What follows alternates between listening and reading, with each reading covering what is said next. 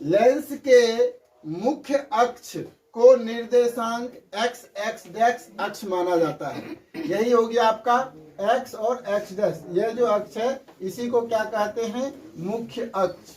क्या कहते हैं बाबू? मुख्य अक्ष। ठीक है। 2 नंबर में है सभी दूरियां लेंस के प्रकाश केंद्र से मापी जाती है। चाहे वस्तु की दूरी मापें या प्रतिबिंब की दूरी मापें या फोकस दूरी मापें, कहां से मापा जाएगा? प्रकाशीय केंद्र से। यहां से मापा जाएगा। यह आपका हो गया प्रकाशीय केंद्र, प्रकाश केंद्र। तो सभी दूरियां लेंस के प्रकाश केंद्र से मापी जाती है। उसके बाद है आपतित प्रकाश की दिशा में मापी गई दूरियां। आपतित यानी जब प्रकाश की किरण अपवर्तन के बाद निकलती है, जिस दिशा में निकलती है उसी को कहेंगे आपतित दिशा। आपतित दिशा, आपतित प्रकाश की दिशा में मापी गई सभी दूरियां धनात्मक होती है। यानी आप ये समझिए, इधर से हम दाईं ओर जब चलेंगे तो यह देख रहे हैं ना, धनात्मक का चिन्ह दे दिए हैं, प्लस का चिन्ह दे दिए हैं, धनात्मक होती है। और विपरीत धनात्मक होती है। तथा आपतित प्रकाश की दिशा के विपरीत दिशा में मापी गई सभी दूरियां ऋणात्मक होती है। यानी इधर मापेंगे तो ऋणात्मक होगा और इधर मापेंगे तो धनात्मक होगा। उसके बाद है लेंस के प्रधान अक्ष x x डैश के लंबवत मापी गई दूरियां धनात्मक होती है जब वह अक्ष के ऊपर होती है। देखो, इस अक्ष के ऊपर जब चलेंगे तो यहां अक्ष से ऊपर जब मापेंगे तो यह धनात्मक हो जाएगा। ठीक है। और जब अक्ष के नीचे मापेंगे तो यह ऋणात्मक हो जाएगा। नीचे क्या हो जाएगा? नीचे हो जाएगा ऋणात्मक। ऐसे समझिए। समझ में आया? उसके बाद है उत्तल लेंस की फोकस दूरी धनात्मक होती है और अवतल लेंस की फोकस दूरी ऋणात्मक होती है। उत्तल लेंस हो गया, इसकी फोकस दूरी जो यह होगा यह धनात्मक होगा। और अवतल लेंस का फोकस दूरी क्या होता है? लेंस की बाईं ओर होती है। इसलिए यहाँ अवतल लेंस के लिए फोकस दूरी यहाँ होगा तो यह हो जाएगा ऋणात्मक। तो निर्देशांक चिन्ह परिपाटी में इतना चीज आपको जानना बहुत ही आवश्यक है। ध्यान दीजिएगा। यह हो गया आपका उत्तल लेंस और यह हो गया आपका अवतल लेंस।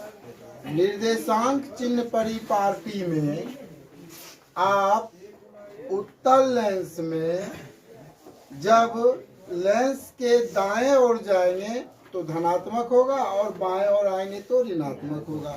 सेम यही अवतल लेंस में भी है। जब हम दाएं साइड बढ़ेंगे तो धनात्मक होगा और बाएं साइड बढ़ेंगे तो क्या होगा? ऋणात्मक होगा। आपको चिन्ह दिखाया गया है। उसके बाद देखिए, आप यहाँ एक चीज और देखिए। अवतल लेंस का फोकस लेंस के दाईं ओर बन रहा है, इसलिए उत्तल लेंस की फोकस दूरी क्या होती है? धनात्मक होती है।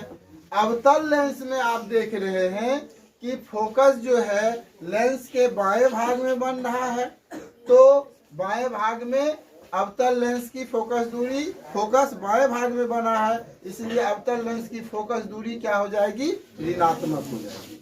उसके बाद यह x और x डैश जो है इसको हम अक्ष मानते हैं। क्या मानते हैं? अक्ष। प्रधान अक्ष कहिए, मुख्य अक्ष कहिए। उसी तरह से अवतल लेंस में भी x और x डैश को अक्ष मानते हैं।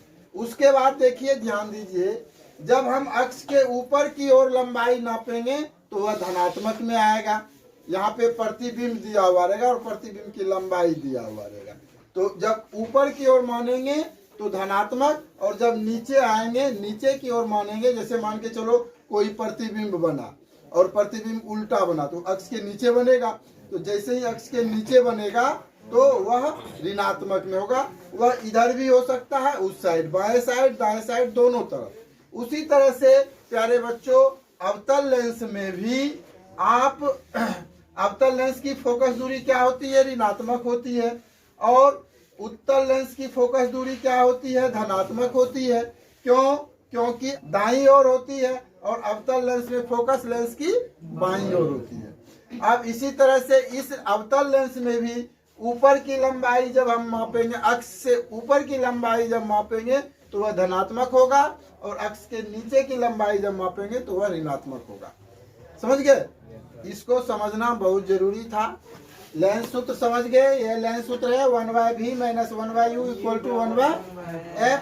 और आवर्धन किसको कहते हैं प्यारे बच्चों? प्रतिबिंब की ऊंचाई और वस्तु की ऊंचाई के अनुपात को आवर्धन कहा जाता है। आवर्धन को m से सूचित करते हैं। आवर्धन बराबर प्रतिबिंब की ऊंचाई बटे वस्तु की ऊंचाई। और इसको शॉर्ट में लिखना चाहते हैं तो m बराबर h डैश। h डैश हो गया आपका प्रतिबिंब की ऊंचाई और h हो गया वस्तु की ऊंचाई।